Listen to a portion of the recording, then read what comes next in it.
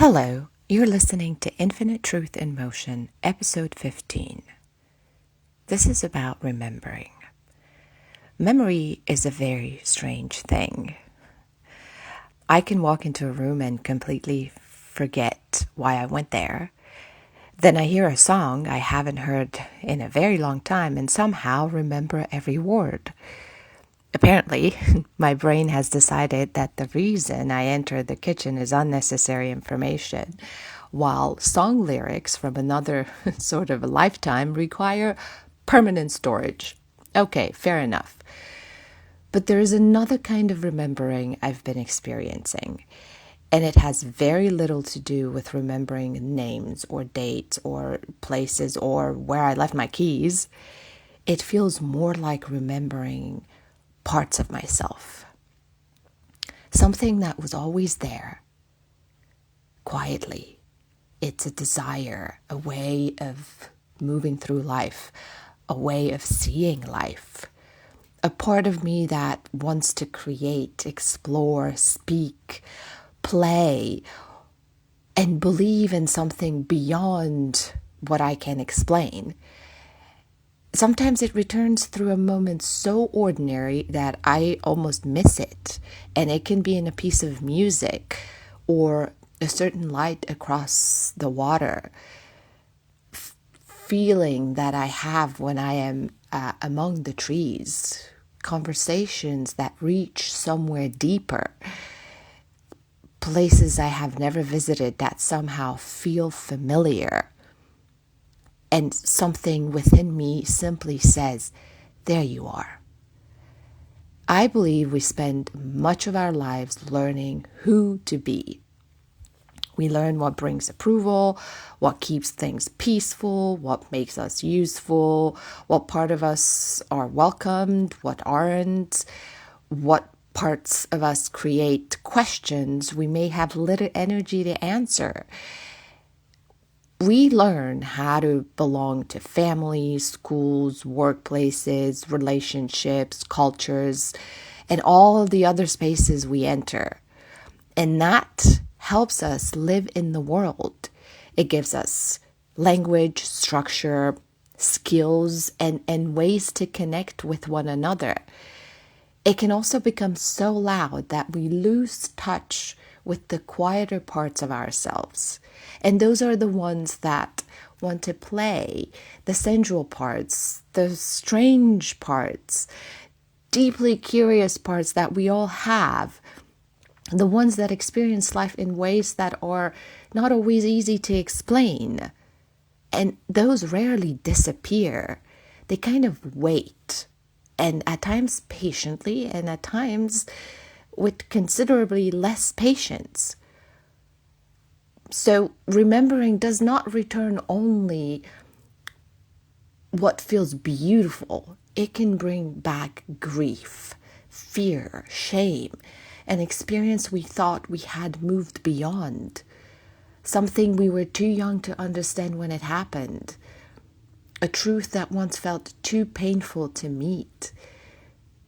Sound, place, sentence, or even a particular feeling can open a memory we never expected to visit on a specific day. Suddenly, remembering feels less like discovering a forgotten treasure, and it's more like meeting a part of our story that still carries pain, for example. And these belong. The lighter parts belong with the darker ones. They're not erasing one another. We're capable of holding them both. And perhaps with the difference now is that we meet those memories with more strength, more understanding, and more love that we had when we first lived them. We're meeting the past as the person who we are today, and that changes quite a lot. The memory remains part of what happened, yet we have grown around it. We can listen to what it carries without allowing it to become the entirety of who we are. And sometimes through that remembering, we find a part of ourselves that was waiting beneath all of that. It can be a voice, a truth, softness, or strength. An inner child who still wants to play. And these parts can appear in dreams or in restlessness, in the things we sometimes envy in other people, in experiences that make us emotional before we understand why, in sudden feeling that we want more, even while everything appears to be fine. And many times we treat that feeling as dissatisfaction. But oftentimes it is remembering, because a part of us is asking to participate in our life again. And I've gotten to know this experience well. There are parts of me that lived quietly for years. There's a mystic in me, the woman who sees patterns, symbols, numbers, colors, geometry, and meaning almost everywhere. The one who wants to dance near the ocean, move among the trees, ask enormous questions about life, and then still laugh at the absolute absurdity of being human. And these parts were always there. But I didn't always give it room to speak. And then when she began returning, I wondered what was happening to me. Was I becoming someone else? Was I making this up? Had this part arrived from somewhere? Over time, it felt less like becoming someone new and more like allowing someone familiar to come closer. And that is the difference I feel between memory and remembering. Memory tells us about our past. Remembering can change the way we live now. We remember that we love to paint, and then we pick up a brush. We remember how much music matters, and then we let it fill the room again. We also remember that our bodies enjoy movement, and we stop treating movement as another task to complete. We can remember that we love learning new things, and then curiosity returns. We remember that rest can feel nourishing without guilt, that joy can exist without any justification, that being serious about life never requires us to be serious every minute of it. Remembering becomes real when we give it somewhere to live. Otherwise, it can just be a beautiful idea. A part of ourselves we visit occasionally, perhaps when we are on vacation, before returning to a life where that part is once again asked to remain quiet. I believe remembering asks for more than awareness. It asks for participation. If I remember that freedom matters to me, where does freedom exist in my actual life? Or if I remember that I am creative, what I am creating. If I remember that I love nature, when am I outside and where? If I remember that I want deeper relationships, how honestly am I allowing myself to be known?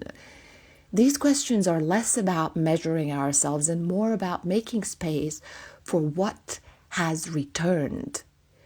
Because sometimes we remember something and immediately try to turn it into a project. And I know I'm not alone in this. We give it a goal, a schedule, an outcome, a 5-year plan even. The part of us that only wanted to sing is suddenly expected to develop almost a brand strategy. We are remarkably talented at taking something alive and assigning it admin responsibilities. And some things can return simply because they bring us joy. They can belong in our lives without becoming so incredibly useful, without, tying it directly to money, without making it become impressive right away, and without needing anyone else to understand why they matter. Remembering can be quiet, private, tender. It can be the way we begin speaking to ourselves, the food that we remember we love eating, the language that brings another part of us forward, clothes that feel more like us, and traditions we choose to carry, and the ones we choose to meet differently now. And it can also be larger, a calling that we kept postponing, a truth we buried underneath practicality, a way of living that keeps asking us to pay more attention. And our bodies often remember before we find the words to name it. And that is true when we hear music and we begin dancing, or we enter a certain place and then we exhale. When we meet someone and feel an ease that makes little logical sense, yet it feels peaceful. We create something and lose track of time. And the body says, this matters. And then the mind will arrive later with its questions, and those belong. The sermon belongs because every familiar thing carries its own meaning.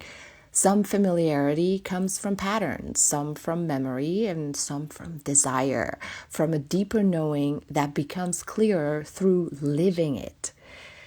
We learn the difference by staying present with what we experience. Remembering asks for openness and discernment together. And then there is the inner child within us, because that never fully disappears. She grows with us. She remains adventurous, curious, playful, wild, sensitive, full of questions, imagination, and so much magic. Life may teach that inner child to hide certain parts. However, adulthood may cover, also her voice with responsibilities, expectations, and all the things that demand attention differently.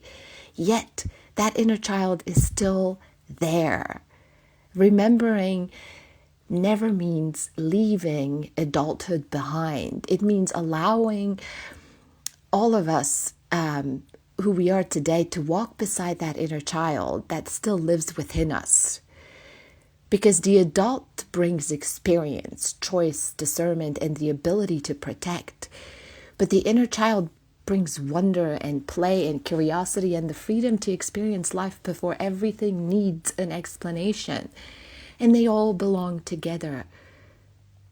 Recently, I made a promise to my inner child. I promised that I would always protect her magic. And that promise means I will listen when she speaks. I will let her be adventurous. I will let her to be curious. I will protect the parts of her that experience life deeply, even when other people struggle to understand them. And I will remind her that growing older never requires us to abandon wonder. Perhaps this is one of the deepest forms of remembering. We remember that child. And we become the adult who can stand beside that child. And then together we continue.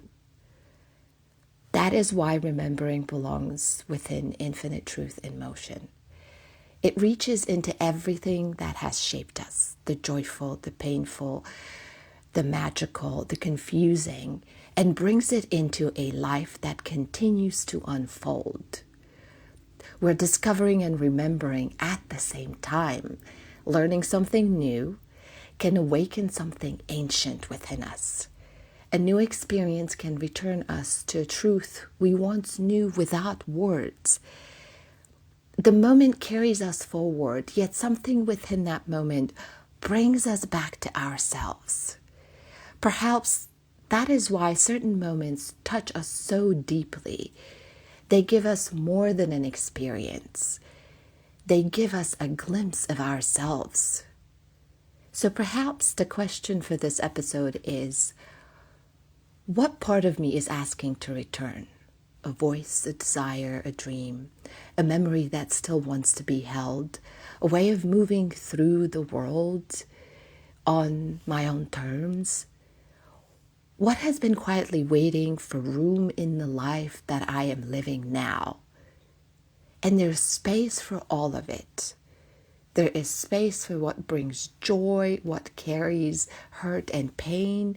There's space for that inner child, for the adult, for the light and the darkness, for every part that brings us closer to the truth of who we are. When something returns, perhaps we can listen.